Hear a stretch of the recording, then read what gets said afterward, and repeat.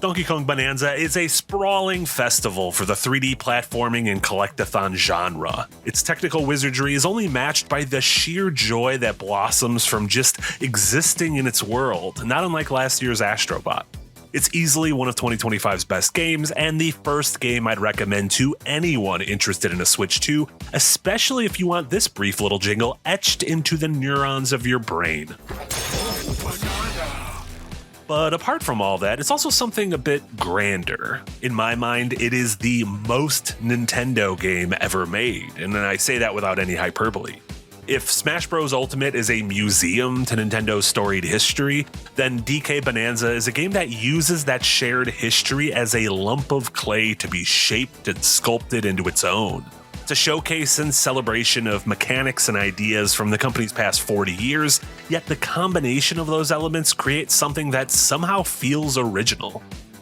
While some of these comparisons and inspirations will be obvious and I'm sure purposeful, it's possible that as we make our way down into deeper layers, the references I spotted might start bordering on the tinfoil hat zone, so apologies in advance if I get lost in the banana sauce. Okay, let's have at it.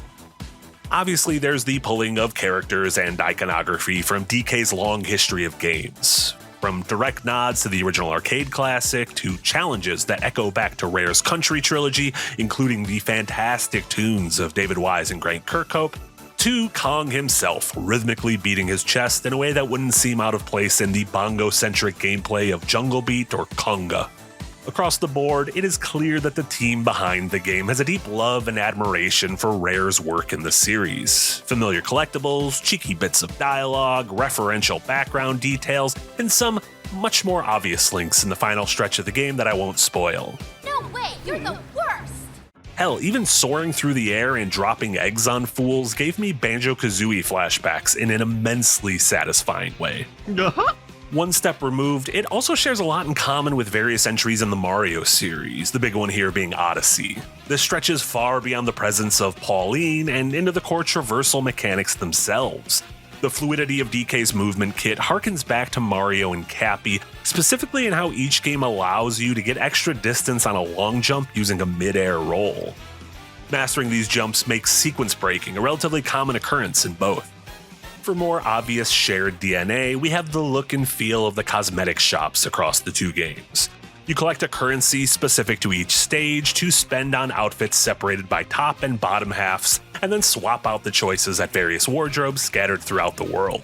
In terms of other Mario games, the levels in Bonanza have a scope and freedom to their exploration that reminded me quite a bit of the singular playground in Bowser's Fury. That kind of micro-open world is something that I imagine the next core 3D Mario game will be expanding upon as well. Having a critter from the Mario universe needing to protect a younger version of an established character echoes the main thrust of Yoshi's Island on the SNES. And then we have Bonanza's optional Artist mode, which can be accessed from the main menu. This activity clearly has shades of the tugging and pulling on Mario's face from the opening of 64, with some of the more creative tools found in Mario Paint. Side note, now that we have official mouse controls on the Switch 2, it is absolutely time for a modern take on Mario Paint. Please, Nintendo, the children crave the ability to create Norwegian synth pop.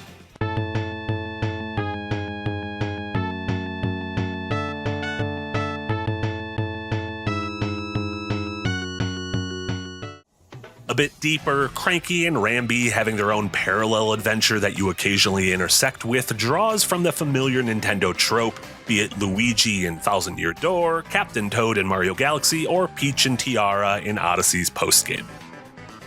So yeah, comparisons to other Mario and DK games were fully expected in the lead up to Bonanza, but what I didn't expect was just how many moments of this game would feel like a wealth of other franchises across the history of Nintendo, with the first one being Zelda. I mean, seriously, take a look at this and tell me that it didn't immediately remind you of this.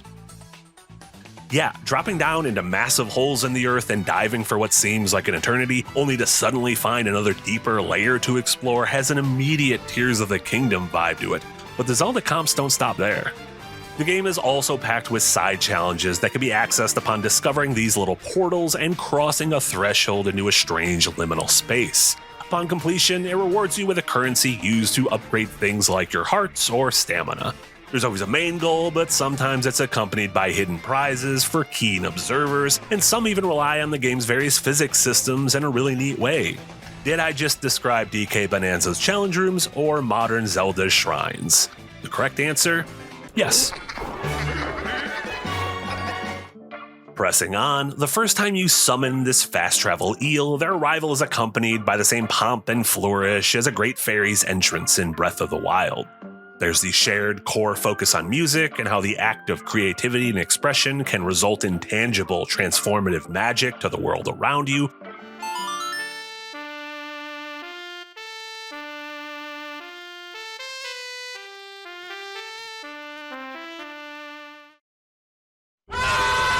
And Pauline's commentary throughout your adventure makes her feel like the least annoying Zelda companion in history not named Midna. Her writing and performance are excellent, and I genuinely enjoyed hearing her thoughts on a new area whenever we took a quick siesta to recharge our health. Speaking of character, now might be the best time for me to say that this depiction of Donkey Kong might be the most expressive character that Nintendo has created since Toon Link made his debut in Wind Waker. Just this scene alone showcases the gamut of emotions that Kong is able to convey without a single word.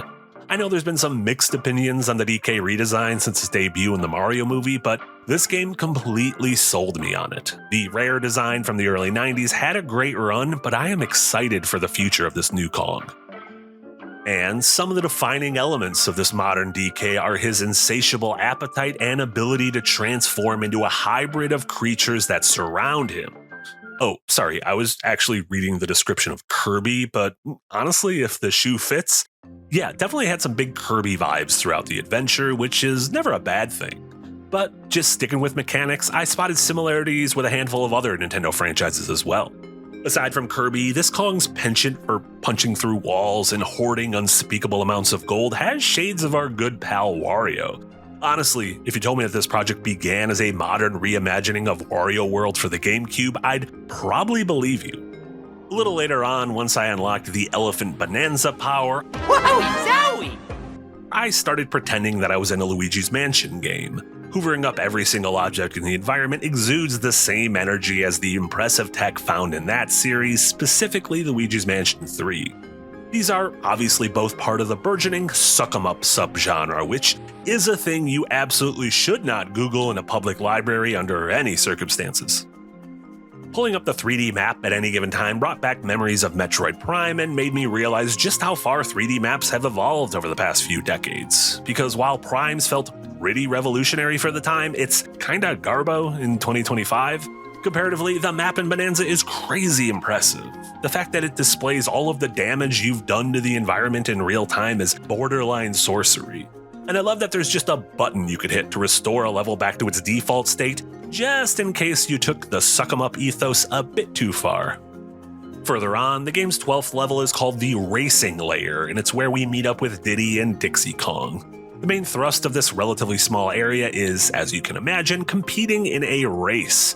These two elements flash back to the excellent Diddy Kong Racing, which combined kart racing with a genuine sense of adventure that the genre really hasn't seen since, even in this year's Mario Kart World. DKR is also just a really great game that you should all check out if you haven't. Justice for WizPig. So you might say that some of those examples are stretching it a bit, but I'd disagree. Mostly because if you want some stretches, I've got some stretches. For example, putting your own creative stamp on the terrain is Splatoon. The game's emphasis on using your fists is a nod to Little Mac and Punch-Out. Escorting these tiny dudes back home is Pikmin. Surfing downhill in the freezer layer is 1080 snowboarding. Going into debt for the love of property is Animal Crossing. The landfill layer is just the inside of Earthbound's dungeon, man. The decrepit remains of the Eggshell Hotel is symbolic of Nintendo's abandonment of Hotel Mario for the Philips CDI. This caked up zebra speeding across narrow tracks is F-Zero, and this bit reminded me of Pushmo, actually, which is a really cool puzzle game for the 3DS that I wish got ported to Switch. Regardless of whatever that was, I genuinely do feel like Donkey Kong Bonanza is a kind of culmination of the company's creative ideology. A summation of the various mechanics, themes, moods, and ideas that have permeated their games since before they were even in the home console business. And in that way, for my money, it is the most Nintendo game they have ever made.